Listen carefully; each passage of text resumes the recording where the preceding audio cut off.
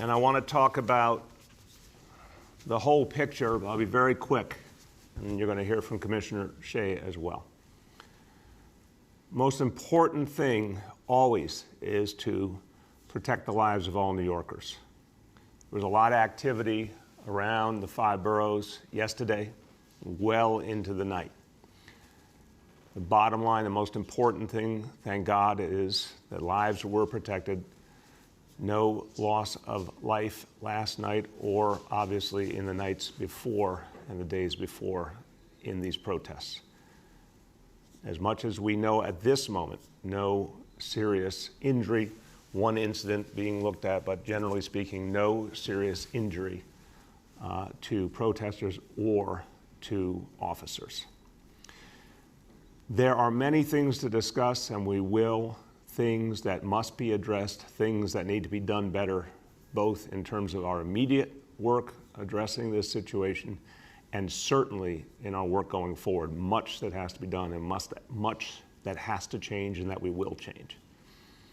But I want to note that overall, even in a day where thousands of people were out expressing their views, expressing their frustration, their pain, their anger, their deep desire for change in locations all over the city, overall what we saw was overwhelmingly peaceful demonstration.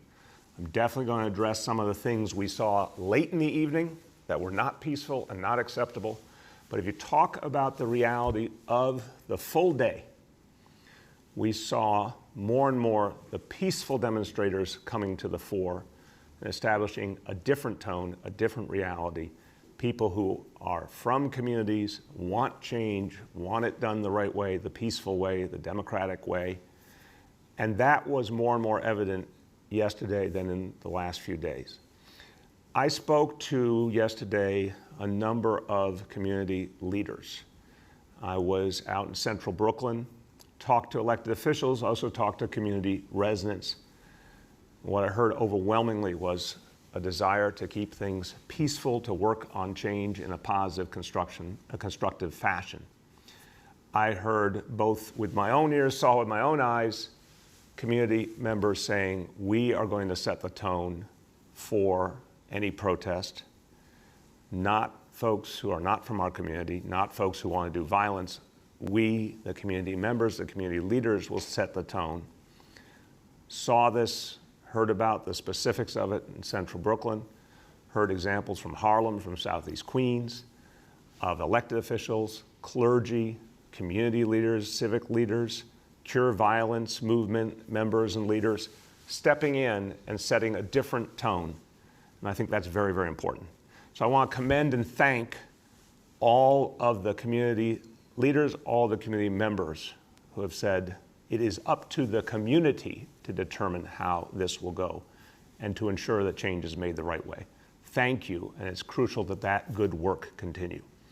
I also want to say there's some issues to discuss for sure, and certain specific situations involving the NYPD that I will discuss that need to be addressed. But overall, our officers showed restraint throughout the day and evening yesterday. Overall, the peaceful protest was handled the way we want it to be handled, with officers staying back and protest allowed to continue in the tradition of this city. In fact, we saw in many cases police leaders and police officers engage protesters, engage community leaders, have a real discussion with them, show empathy, show connection. This is what neighborhood policing is about. And we saw powerful examples of it. There's a video out there, Chief Fausto Pichardo, Chief of Patrol of the NYPD, one of the highest ranking members of the NYPD, proud member of our Dominican community, out there talking face to face with a protest leader saying, we want to keep this peaceful, we want this to be done the right way, we want everyone to be able to express their views the right way. There's the images out there of Chief Della Torre, Chief Madry in Brooklyn, taking a knee, respecting the concerns of the protesters, saying we can work together. There's this very powerful image. I want to thank the Daily News for putting this on the front cover today. Deputy Inspector Vincent Tavallero in Queens showing that the NYPD is listening, working with the community. This kind of thing, our police leadership reaching out, connecting with the community. This is the entire concept of neighborhood policing, and that's true in the middle of this difficult moment. In fact, is how we're going to overcome this moment and move forward. So I commend and I thank all the police leaders who found a way to reach out, listen, connect, and the restraint of so many of our officers. Now, there are things that have to be addressed. Later in the evening last night, in several locations, particularly Lower Manhattan, we saw looting. That is something we do not see typically in this city. That is unacceptable in New York City. It will not be allowed in New York City. We're going to address that very, very aggressively. Again, that phenomenon, rare, and we saw it for the first time in any serious manner last night, did not see that in the other nights. That is being fomented by a very small number of violent protesters. That is not what everyday community people are doing. I want to be very clear about that. And that is also why I am confident in the NYPD's ability to locate those individuals and deal with this problem. We also have seen situations where police officers acted inappropriately. And it's rare, I want to be clear, but it must be addressed in every instance. Now, I want to take a step back and talk about a very troubling video from the night before last of two police cars moving through an intersection, moving through a crowd that was so troubling to the people of this city. And I spoke to it, and I spoke from the heart about what I saw, but what I also knew had been happening in that day and the day before, including very dangerous situations where the lives of our officers were in danger. And I tried to express that reality while also saying it's not acceptable for a police car to ever move through a crowd. I don't think I expressed it as well as I should have, so I want to try again to help the people of this city understand. There is no situation where a police vehicle should drive into a crowd of protesters or New Yorkers of any kind. It is dangerous, it is unacceptable. This was an extremely aberrant situation. And there were extenuating circumstances, I believe, because of incidents that had happened earlier. And I understand why the danger that there could have been a much bigger conflict there was looming. But it is still not acceptable for our officers to ever drive into a crowd. This incident is under investigation as we speak, both within the NYPD and by the independent review that I have set up with our Corporation Counsel and our Department of Investigation Commissioner. There's going to be, in each and every instance where an officer did something wrong, and we've all seen the video of an officer pushing a young woman to the ground. We've seen the video of an officer opening a car door and hitting a protester. All of these matters are under review right now. They need to be speedy reviews. Discipline must be meted out in any case where it is merited. We need to show the people of this city that there's one standard that, and I got this when I've talked to community leaders and community members, this is the nagging deep complaint, this sense of double standard, and it can't go on. Vast majority of officers do their job well. The vast majority of officers are trying to connect to communities and do the right thing. They're in this job for the right reason. There are some who do not belong on this job. And there are some that use violence when they shouldn't. There are some that are disrespectful to the people they serve. There are some that harbor racism in their hearts. These people should not be in the police force, and it's our job to get them out. So any situation where an officer does something, even in the context of a protest and a tense situation, they do something offensive and inappropriate, there must be immediate investigation, there must be the appropriate penalty, and that penalty can include all the way up to being removed from the police force. There's a video going around of a police officer in the middle of a situation that admittedly looked chaotic, but where protesters were in front of that police officer drew his gun at some point yesterday. That, to me, seeing that video was absolutely unacceptable.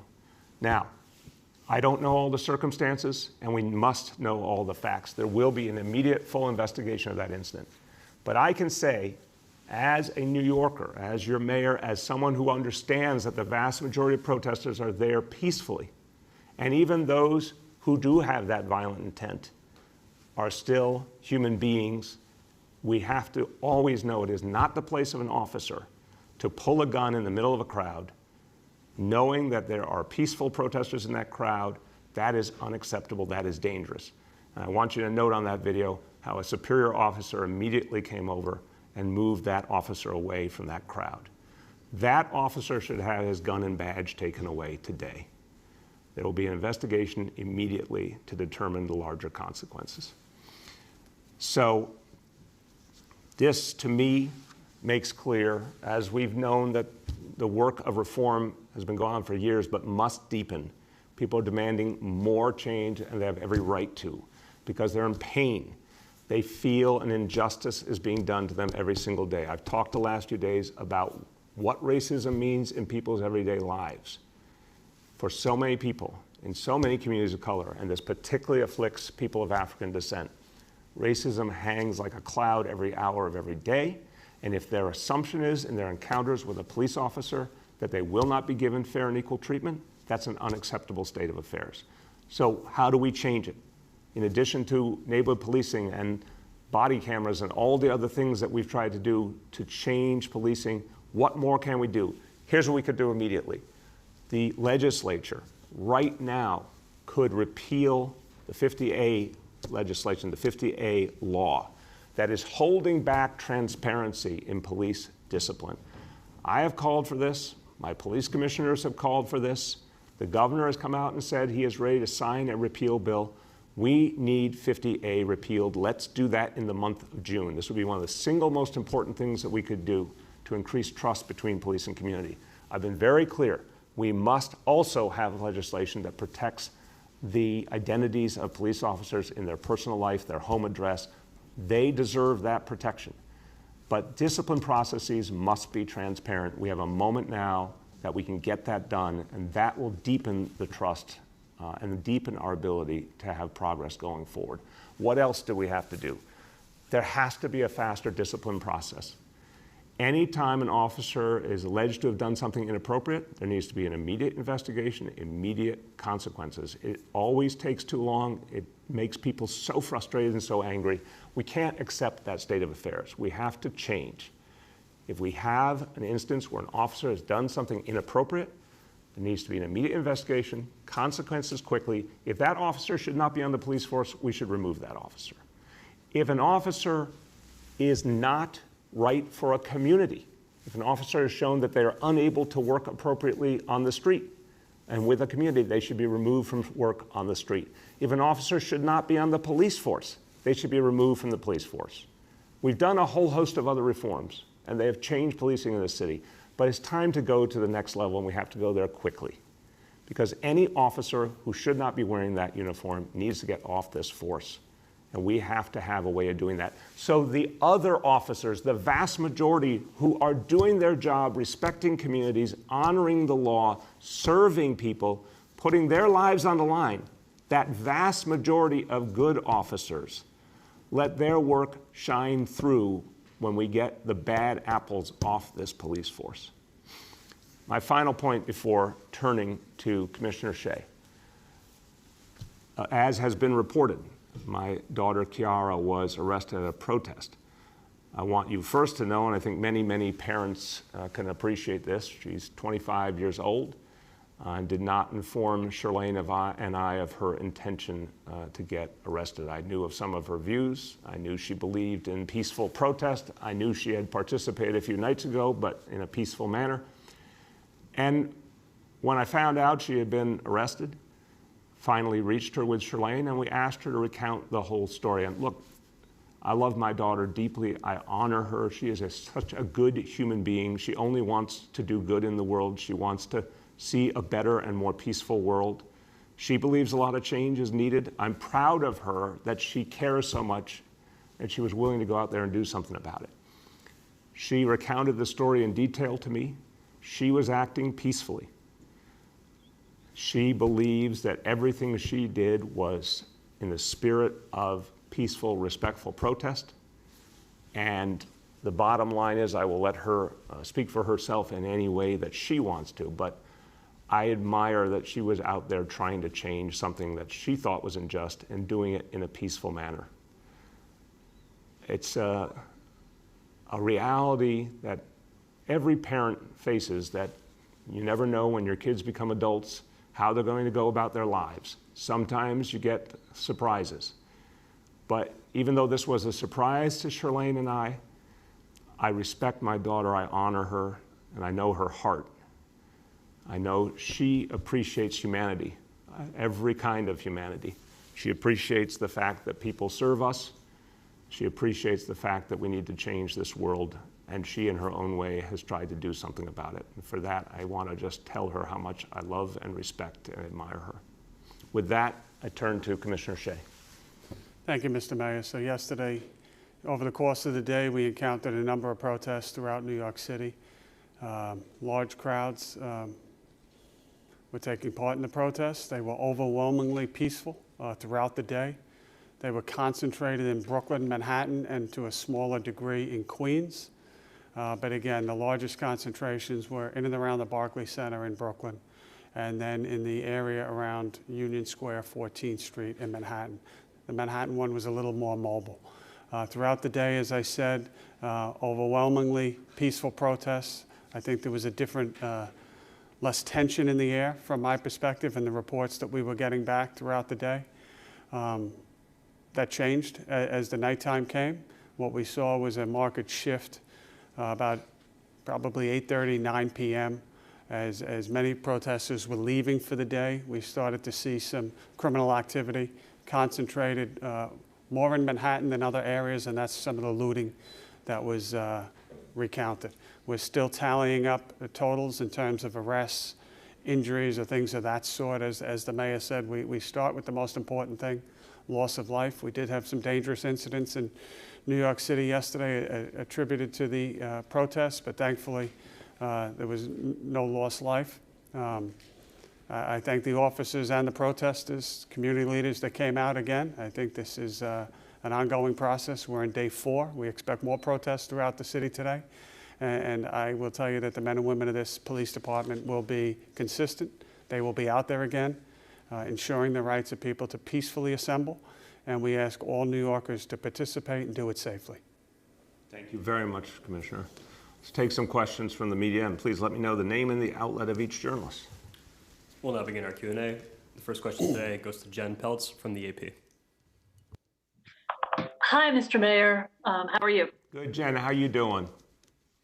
Fine, thanks. I wanted to ask whether you are considering a curfew, and if not, whether you're considering any other steps other than what has been done in the previous nights. Yeah, thank you, Jen. A central question. I appreciate it. To date, we have not believed a curfew is the right strategy, but the commissioner and I are going to talk about it as an option today. We'll discuss it over the next few hours. I'm also going to have a discussion with Governor Cuomo about it. We have to look at it as an option, but that being said, we have not made a decision. There are advantages and disadvantages, to say the least, to instituting a curfew. Previous nights, I think, were different than what we saw last night, so we're weighing that right now. In terms of the strategies that will be in effect tonight, I'll let the commissioner speak to it, but I can say, having gone all over the areas where there were protests last night, I saw a huge number of NYPD officers, which I think is essential to keeping the peace where there is this kind of attempt at looting. So we have a lot of officers ready to go. I think a lot became clear from last night about how to strategically approach the situation. I feel tremendous confidence the NYPD will know how to deal with it. Commissioner, you want to go into any further? Well, thank you. I was out there last night throughout the city, saw firsthand some of the activities. What a good day that turned bad, unfortunately, and I think it leaves a black mark on everything that's trying to be accomplished. Again, I made the reference yesterday, and I think it's appropriate. It's hijacking a cause, and you had such good stories coming out, whether it's the cover of today's Daily News or other stories. You saw a lot on social media of all different ranks, not always agreeing, but agreeing to see and hear each other and listen to each other, and knowing that it's a long journey to get to where we want to be, to working together, to denounce when we see something wrong. That changed last night with the looting. We have to recognize that that is where the protest ended. There was no agenda for a protest last night as breaking into stores and stealing property. We will have a robust amount of officers, both in plainclothes and uniform, out there tonight. Anyone coming to, whether it's at one of the outer boroughs or to Manhattan, with the intent to take advantage of people during this very difficult time, we are going to ensure that we do everything that you are prosecuted to the fullest extent of the law. If we see you driving a car into Manhattan and using it to facilitate that crime, you are going to lose your car. So I encourage everyone, again, come out, protest, make yourself heard, enact change. But we will have little tolerance for criminal activity. The one thing I will say is I saw increased, again, numbers last night of New Yorkers, of every faith, of every religion, of every ethnicity, speaking out against it, that they are not speaking for us. I saw many incidents where I was, quite frankly, a little worried that it was going to turn to violence, where people confronting people that are breaking windows on stores, saying that doesn't help us. I saw doormen, I saw residents coming down trying to aid, and I think that we are a significant part of this story, the NYPD and law enforcement, but it's a groundswell that's going to really end this terrible situation that we're in the middle of now. And we encourage all New Yorkers to speak up, speak your cause, whether you agree or disagree, but do it peacefully and work with us. Thank you. The next is Dave Evans from ABC. Hi, Mayor. I wanted to ask you a couple of things, and forgive me if you addressed this at the very beginning, because I was doing an interview right as you began talking. So Dave? We seem to have a problem with Dave's audio 2 days in a row. Dave, are you there? Dave, do we have you here? you hear me? Yeah, try again. Start. No, you said you didn't hear the beginning of the press conference. So what is your question, Dave? Okay, Dave needs a new cell phone. This is what we're learning from the last 2 days. Dave, last call, Dave. We're in Lower Manhattan. It's a dead zone. I'm sorry. Can you hear me now? Yes. Okay. I just wanted to ask you if you could address some of the criticism of you and the police department that you have been too pro-police the last couple of days to defuse. I also wanted to ask Dave, you got to get to a better cell zone, so I'll take the first part, and if we can get him back, we'll get the rest of his question. Last call, Dave. Can you hear me? Okay. Go ahead. Dave, last call. Can you hear me? Yes, I hear you. Stay still, Dave. What is the rest of your question? I just wanted to see if you thought Chiara had done anything wrong last night. No. Dave, look, I trust my daughter. I've known her whole life. She is an incredibly good human being. She just cares for other people. I've seen this throughout her whole life. Anybody who was hurting in her life, she would try to help. She was always looking out for the underdog. She was always looking out for the person who wasn't heard. She's just a very good human. Did a lot to try and help people in lots of ways. She's also been an activist for years in lots of different ways. This is not someone who would ever commit any violence, and she recounted in tremendous detail to Charlene and I what happened. And she was very clear that she believed she was following the instructions of police officers and doing what they were asking. So again, I'm going to let her speak for herself about the details, but absolutely, she was abundantly clear. She was peacefully protesting, not doing anything that would provoke a negative response. And the criticisms, Dave, look, I have spent the entire time in my public life trying to bring change to the relationship between police and community. And I know we have done something very different in this city in the last 6.5 years. I know neighborhood policing alone, and it's just begun, is going to create a transcendent reality where police and community come together. When you look at this, I'm going to show it again because I think it is so powerful. This didn't happen in previous administrations. It just didn't. Let's be very real about that. This is because neighborhood policing says, find a way to connect with communities and work with communities and hear and see them, as Commissioner Shea just said. And you didn't used to have, Dave, a lot of police commissioners sitting here talking about hearing and seeing communities. We are making profound change, but we got to do a lot more. So what I have said these last days is we, the elected officials, the police leadership, we must change more. It is on us to do that. But I'm also going to express my respect for the vast majority of police officers who are doing their job out there. It's very tough circumstances the last few days. They've shown a lot of restraint. I'm always going to respect that. But any officer does the wrong thing, there need to be consequences, and they need to be fast. And we need to show, we need to not talk about it, we need to show it. So communities, we need to see action. That's what people will believe in. The next is Jeff Mays from the New York Times. Hey, good morning, Mr. Mayor. I have two questions. The first one is from my colleague, Ashley Southall. Yesterday, the police counterterrorism commissioner said that investigators knew ahead of the protest that interlopers were planning to use the protest as a foil for violence. But he said the police did not share that information with the public because they feared being seen as trying to sabotage the protest. Do you think it was the right decision not to put the public on heightened alert? And then my second question is regarding your daughter's arrest. Do you think the SBA or any other police entity violated any privacy rules when they released news of that arrest? Will there be any investigation into that incident?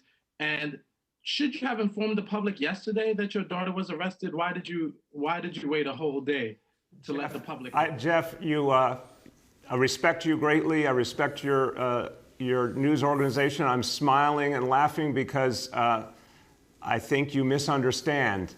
If I had known that my daughter was arrested, I would have been the first to let the public know. I found out when my staff got a media inquiry, which gets back to your point about the fact that information was leaked. I have a 25-year-old adult daughter who lives her own life, chooses to share information with me if she deems to, but not something that's a guarantee when you're dealing with an adult child. So I knew that she had been out peacefully protesting on Thursday night. She had given me her sense of what she was seeing and her critique of things. Never heard from her after that she was involved in anything. I found out, the only reason I found out she had been arrested was there was a media inquiry that then I heard about from my staff. I reached out to her immediately and said, where are you? What's going on? I didn't even know if it meant in real time or it happened previously. And finally, she called back, and Sherlane and I got in line with her, and she went through exactly what happened. We did not know that it had happened the night before. And she told us about the experience. So no, actually this is a case, and this is the whole truth and nothing but the truth. The media knew about this before I knew about it. No, of course not. The SBA did something unconscionable, and it's not just because it's my daughter. They do this all the time with people's privacy. This is another one of the things that has to change. Look, police unions could be part of the change and the improvement in this city and this country. They really should reevaluate what they are doing at this moment in history. More and more police officers are speaking up around America and saying that this is an unacceptable state of affairs. It has to change. Every time a police officer comes forward and says, I want to be part of the change, it is helping us move forward. The unions could play an incredibly positive role if they would just step forward and say, we're ready to be part of that constructive change. But when they leak information on someone, it's absolutely inappropriate. But I'm not going to tell you that it's only happening to my child. It's happening to people every single day. All the things you often report about, all of you, come from leaked information within the NYPD that's not supposed to be leaked. So I don't want to see anything done more than would be done for anyone else. But I wish the whole phenomenon would stop. I don't think it's fair that people in law enforcement inappropriately provide information that's not supposed to be public on individuals, but they do it every hour of every day, and you all report it every hour of every day, so there's a little bit of a contradiction. And then on the question of alerting the public, Jeff, I think it's a very fair question, but I believe that in my comments, the commissioners, we've been saying for days now that we see a violent element, including a violent element from outside the city and outside the communities where the protests are happening, attempting to use the cover of those who are there to peacefully protest to try and foment acts of violence. We've seen acts of violence. We've seen it in this city. We've seen it in cities all over America. It's a very clear pattern. I think we've made that statement very clearly to people. I think it's a very fair question to say going forward, if we see something very specific that we think might be a particular danger to folks coming to it, we need to alert them. I agree with that entirely. But I feel like we did try to say to people, maybe we need to say it more sharply, that there is an element out there that aims to do violence. They will be out there again today. Again, I'm hearing from mayors all over the country the exact same pattern we're seeing here. Vast majority of protesters are peaceful, small group, going in the midst of the peaceful protesters, using them as a shield, and then trying to attack officers or trying to attack property. And more people are fighting back, Jeff. Look, I'm telling you, I heard from Southeast Queens, Harlem, Central Brooklyn, community leaders, elected officials, clergy, Cure Violence saying, no, we're going to do this peacefully. We do not want people trying to create violence in our communities. If you're going to do that, you need to get out of a protest in our community. And a lot of times the protesters who were there to do violence left because the peaceful protesters, the community-based protesters, took over the situation. Or like what Commissioner Shea said about some of the looting last night, where community members came out and were confronting those who were looting. So there are a very small number of people doing this violence, very small. We have to get them, we have to stop them, but more and more I think the answer will be community members stepping forward and saying, we will not accept this. The next is Nolan from the Post.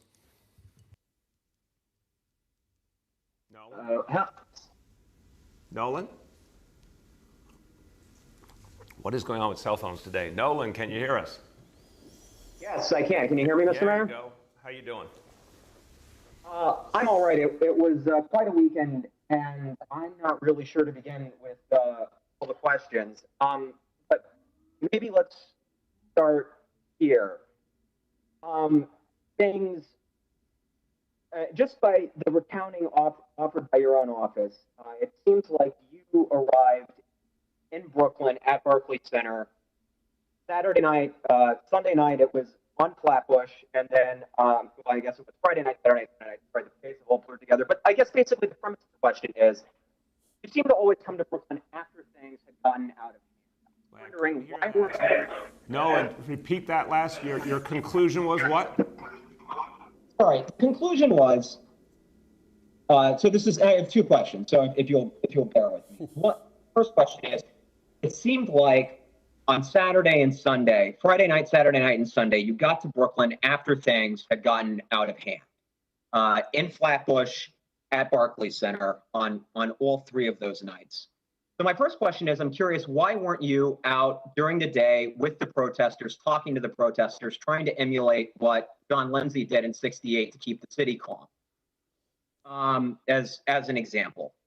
And my second question is to touch on your daughter's experience. I walked with the protesters from Barclays across the Manhattan Bridge last night.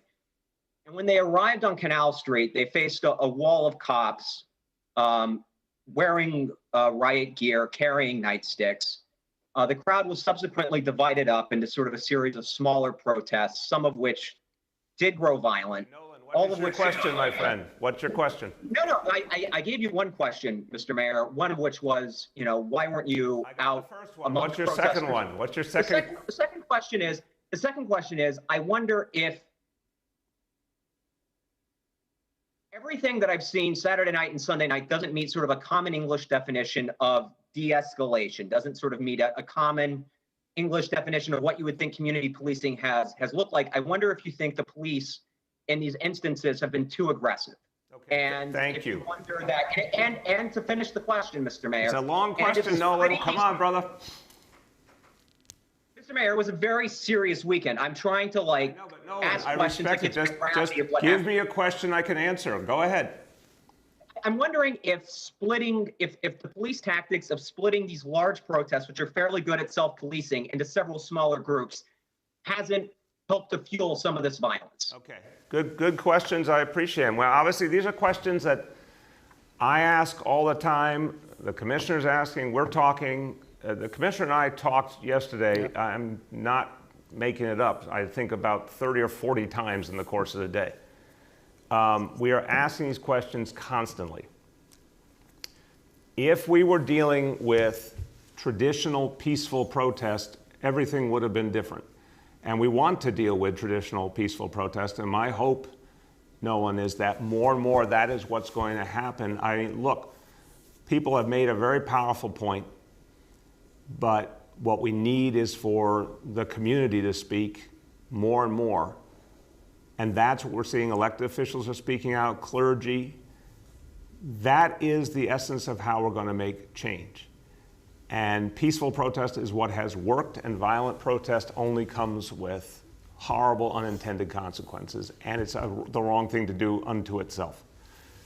So the reason you saw a mix of different approaches is because you did have violent protesters mixed in, and that has been shown time and time again in these last days and all over the country. If we were dealing with, the commissioner and I have talked about this, I've been in a lot of protests as a protester, I've been there as an elected official, commissioner has been there as a police officer. We have been to protests of 20,000 people, 50,000 people, 100,000 people, all peaceful, where the PD consistently stood back, let the peaceful protest move, simply protected everyone. That's what we believe in, that's what we want. That's not the hand we were dealt the last few days. And that's why there had to be also the ability to deal with those who were violent. So it is a balancing act the commissioner can speak to as well. Clearly, you saw yesterday many police officers working to de-escalate, and the community coming to the fore. And I think those are very positive trends. We want to deepen those trends. To the 1968 reality, it's not 1968. We're in a whole different reality. I constantly think about what is the right way to engage. And what I've found it is to work with community leaders, who I'm talking to all the time, to figure out whether the best actions we can take to address concerns about each protest. I'm monitoring each and every protest as they're unfolding. When I go somewhere, sometimes it's because I don't like the answers I'm getting, and I go there to see for myself and to meet with the police leaders to talk about exactly what's going on. But it's not 1968. We're in a different environment. I think sometimes when a leader puts themselves in the middle of a situation, it actually exacerbates the situation. It doesn't address it when you're talking about a situation like this where there are different kinds of protesters. If we were dealing with community members, I was speaking to community members in central Brooklyn. I do that all the time throughout my life in public service. I'll do that all day long. But when you're dealing with folks who want disruption, who want to create something that will go on video and that becomes their cause to create a visible disruption, I gotta be smart about how I handle that. So we're conscious of this all the time. But in my conversations with community leaders, my conversations with community activists, people are working to address this problem at the grassroots, and that's what matters. Do you want to add anything? Yeah, I'll just say, generally speaking, nothing would make us happier than a large group voicing their opinion safely. That happened yesterday at the Barclays Center. There was a large number of people there for many, many hours. And I would describe it as not contentious at all. There were some police officers there. There was very little hostility at all, if at all. There was also police officers in reserve should things get out of hand, but thankfully it didn't come to that. There's another group in Brooklyn yesterday that I got to give them credit. I think they marched halfway around the world. They walked all over Brooklyn to Manhattan, back. Eventually they met up with the group at the Barclays Center, and all of that was accommodated, and that is generally speaking what we would like to happen. Again, peaceful. But we are also fluid, and we also go by the conditions on the ground. And just yesterday, there were some occurrences that took place. I'll give you a couple examples where we had to either alter a route or, as you said, divide a route for safety reasons. We had one occurrence in Brooklyn where protesters were actually fighting with other protesters, and it got dangerous. We had a very small number during that march I described, where people made their way into the march and threw objects at police officers. That caused some alterations to the route. But again, if we can go in with a surgeon, like a surgeon and a scalpel, and make a correction or make a couple of arrests and allow the larger group to continue, that's what we look to do. And the last one I can think of off the top of my head is we had an occurrence yesterday where people were trying to light fires and burn stores down.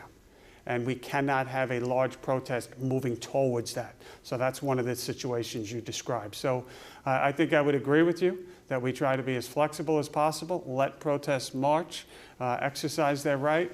That's what we all want. Overwhelmingly, it worked yesterday. We had very minor issues until it got dark yesterday. Amen. The next is Juliet from 1010 Wins. Yes, good morning, Mr. Mayor, and good morning, Commissioner. My first question is for Police Commissioner Shea, and then Mr. Mayor for you. Commissioner, how do you know who these outside agitators are? Who are they? Where are they coming from? Are they identifiable in any way? And Mr. Mayor, you're calling the looting not acceptable and will not be allowed. Is that the strongest language you can muster for people who are destroying cars and property and stealing merchandise in stores? Juliet, I'm not going to fall into the notion of I have to use a certain language that someone wants to hear bluntly. I'm just going to be real with you. That we're not going to allow it. It's illegal. It's wrong. And we're going to go deal with it.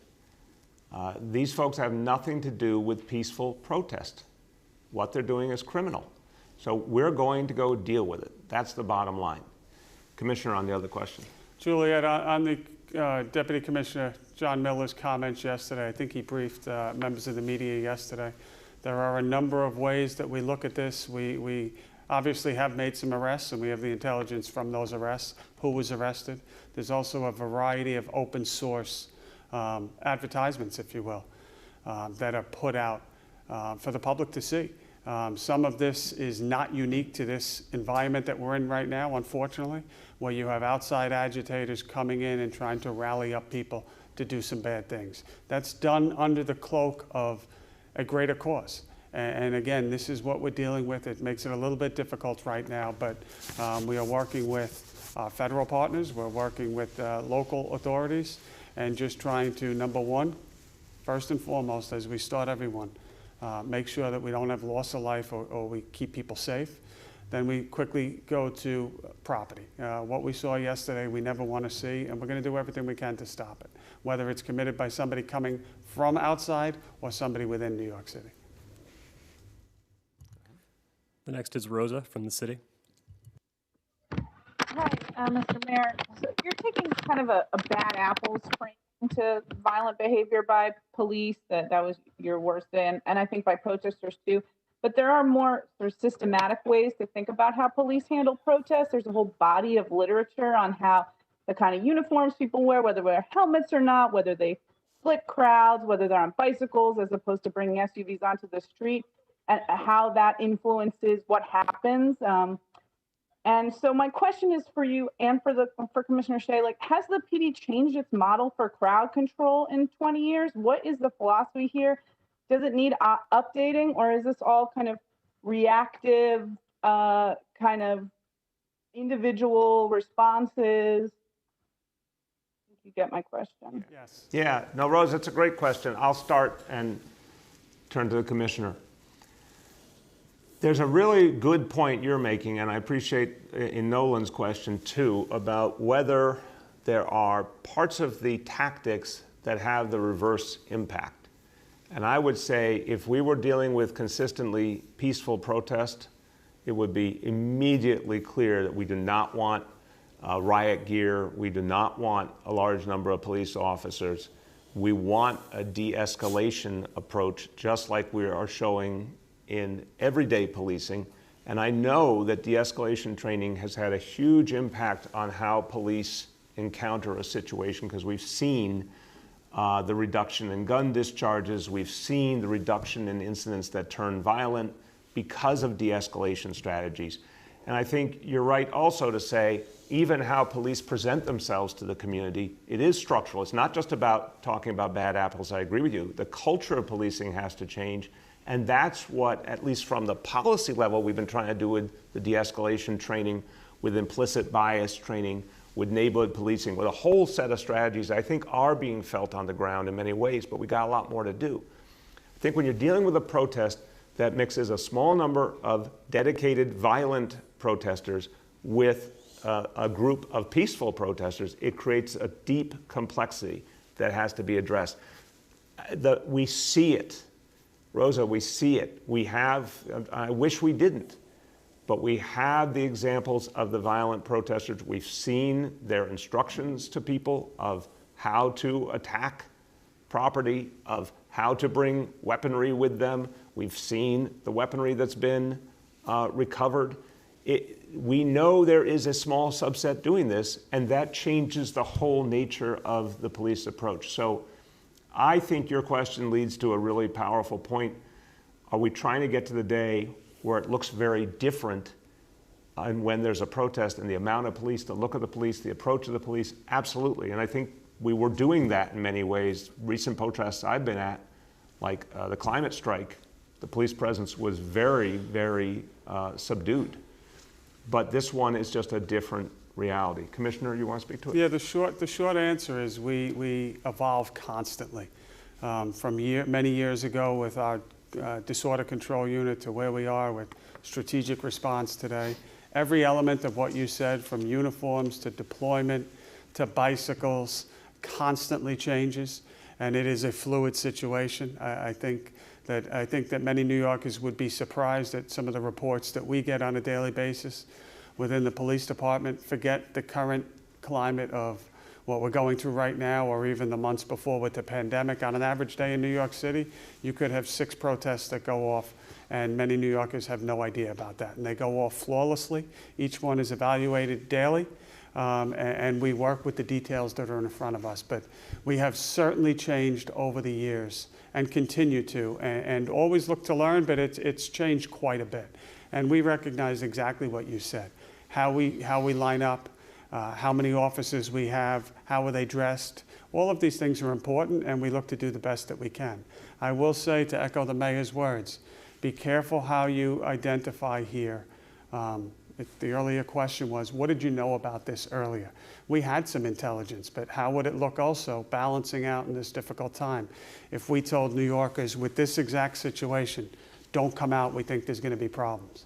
And I also don't think that that's anything new, because we've had some of these agitators come out many times before, and I think the media is aware of that.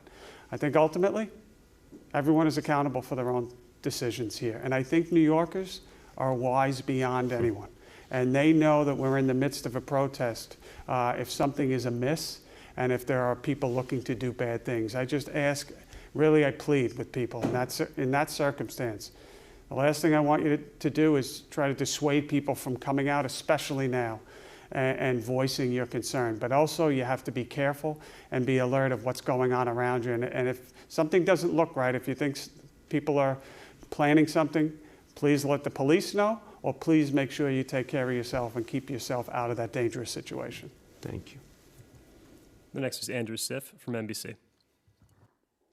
Hi, Mr. Mayor and everyone on the call. Hope you're doing well. Good. How you doing, Andrew? I'm okay. We're nearly an hour into this news conference, and to my knowledge, no one has even mentioned the pandemic. So what I'm wondering is, first of all, do you have any concerns about all of these crowds gathering, regardless of the purpose and regardless of the passion, in terms of public health? I'd love it also if one of your public health experts who's on this call could answer as well. How much are you concerned that there will be a rise in COVID cases as a result of all of these crowds? And why have you not made public health statements over the last couple of days reminding people about social distancing? Yeah. Andrew, excellent questions. We've been talking about this. I don't think we have our public health folks on now, but they can certainly speak to it later. Andrew, this is, I have to say, and I want to just express this openly to everyone. Just a few days ago, what we were entirely focused on, all of us, was one of the greatest challenges this city has ever faced. This pandemic, this painful, horrible crisis, taking the lives of so many New Yorkers. When I was out in central Brooklyn yesterday, maybe I had 15, 20 conversations with just everyday people on the street. Overwhelmingly, people were talking about their concerns about their health, about their kids, about the fact they were running out of money or they had not gotten checks from the federal government. Some people, of course, raised concerns about criminal justice, but most people are dealing with this crisis. They're scared. They're scared for their health. They're scared for their family's health. They're worried that they don't know where things are going with this coronavirus. That hasn't stopped. Andrew, I think the honest truth is we are dealing with, right in the middle of that, another absolutely unforeseen moment that's vast in its scale, that if there had not been the coronavirus now, this last few days would stand out in American history as a painful, profound moment. And you're seeing it happening literally in cities big and small. It looks like entirely all over the country. So I think we've got two almost exact opposite realities, if you will, that are colliding at the same time. Now, the disparities pervade both. Let me hasten to say the disparities, the racism that is inherent in what happened with the pandemic is also inherent in all the concerns running through the policing debate. We've got to address them across the board. We've been trying to for years. We have to do a lot more. But to your central point,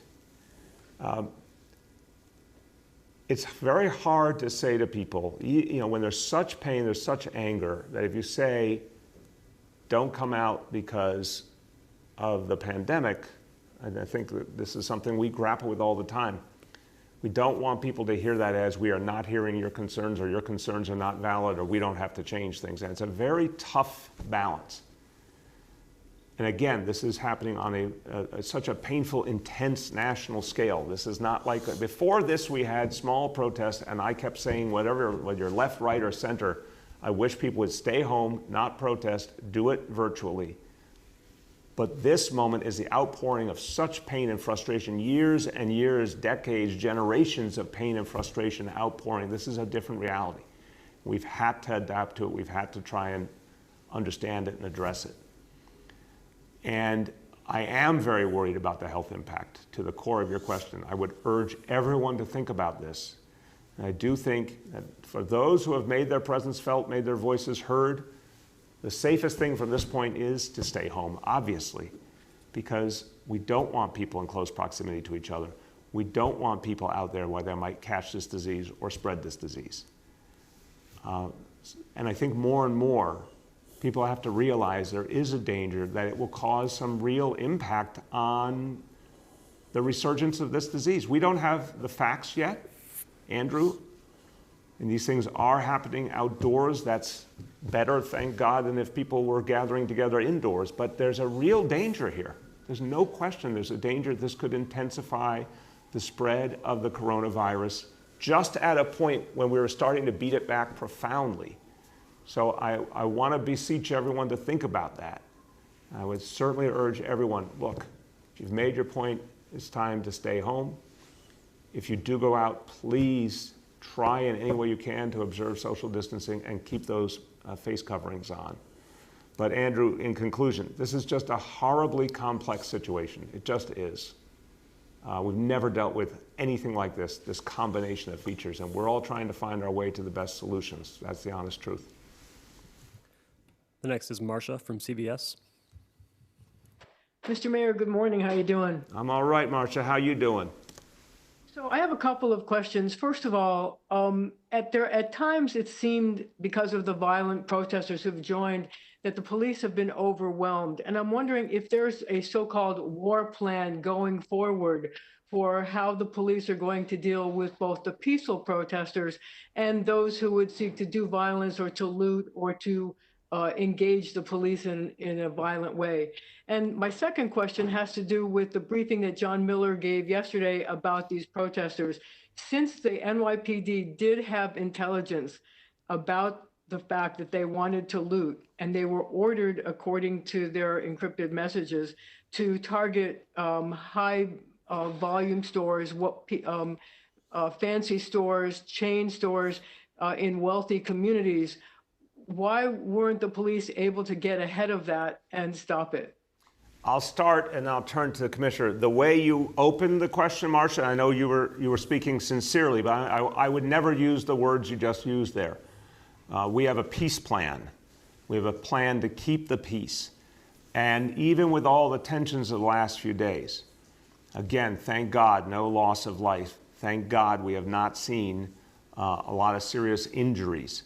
We had some situations that could have been very, very bad that were averted in large measure because police leadership showed restraint and saw situations and dealt with them before they got worse.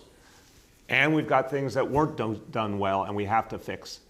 But overwhelmingly, the plan has been to keep the peace, to respect the peaceful protesters, to deal with those who are aiming to do violence. And that was working. It was not perfect by any stretch. And the fact that a lot of these violent protesters in particular break off and go all over in different groups makes it really challenging for the police. Now, that's not new in the world, Marcia. We've been seeing that kind of violent protest, that kind of tactic for years around the world. We hadn't seen it as much in this city. And again, some of this is from the city and some of this is from outside. But that puts a real strain on the NYPD trying to chase all sorts of groups and trying to be present in so many areas simultaneously. That said, it was working and working in many ways very well until about 9 o'clock last night. And then we saw something we hadn't seen as much. And that now needs to be defended against in a new and different way, and that's what will happen today. There was a lot of presence out, and we're going to make sure that presence is in the right places, seeing what we now are seeing from this violent few. But from the peaceful protesters, we saw people trying to just get their message out and not attacking property, not attacking people. So this is a day-to-day, hour-to-hour thing, and we're going to constantly make those adjustments. Commissioner. Yeah, Marcia, thank you for the question. I mean, when you talk about intelligence and deployment and how they come together, I think the mayor touched on what we face at times, trying to be that even keel in respecting the right to protest and dealing with cowards, if you will, that are hijacking a cause and look to do ill will to New Yorkers, whether it's property damage, whether it's, think of the New Yorkers that are calling for help and now have to wait longer. I mean, it just has so many impacts by some of these, whether it's barricades or fires or looting that is taking place. So the officers have been very nimble. I think when you look at what happened last night, we're still tallying up the arrests. They were certainly deployed in the right place and engaging. I expect there to be close to probably 400 or more arrests just from last night, Marcia, just regarding looting and similar types of activities. And we need the rest of the criminal justice system now to step in as well. And we need a deterrent. And we need, Marcia, consequences. We need the Manhattan DA's office. We need the Brooklyn DA's office to do their job and make sure that people have the right to protest freely, but there is a line. And when you take bricks, whether it's throwing it at police officers, I can't say enough to thank the Eastern District for prosecuting those cowards that threw a Molotov cocktail at our offices. But all of these, I think we separate minor actions and being flexible and understanding the environment we're in and allowing people to protest. We know that there's going to be some minor arrests made. We are able to deal with that, and I think that comes with the territory, and everyone understands that on both sides. What we do not have patience for is violence, lighting fire. You're putting people's lives at risk. And that's where we need the prosecutors to step in and make people understand that it's unacceptable and there are consequences. Go ahead. Last question for today goes to Henry from Pix. I just wanted to zero in on these issues of outsiders a little bit more. I'm wondering why Mr. Mayor and Commissioner were shying away from being more specific. I know 1 out of 7 were outside of state. according to Mr. Miller the other day. But, you know, what's the ethnic background? What are the political background? We're hearing white supremacists in other states. So with all that intelligence, why can't you be more specific about what's going on here? Yeah, I mean, we will get you, Henry, this is going to be day-to-day gathering information, and I've said to the Commissioner, John Miller, keep putting it out to the media as you get facts, keep putting it out. I'll be plain. What we're seeing, certainly from the people coming out of town, primarily white people, and certainly from some of the young people that we have seen who are not from neighborhoods and go into neighborhoods and do violence, they happen to be white people as well. I struggle to categorize their ideology because it doesn't resemble anything that I've ever seen as a coherent philosophy, but I do know they want to cause destruction.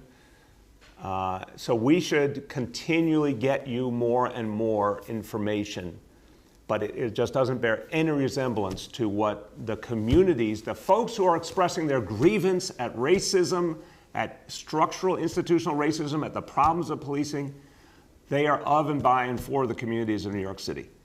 And then I think there are some others, whether they're from different neighborhoods in the city or from outside the city, that have a different agenda, and it is definitely a violent agenda.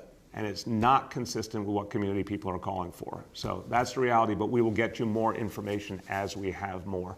Everyone, we're going to keep you updated, and we're going to let New Yorkers know what's happening, but most importantly, let's keep the peace today.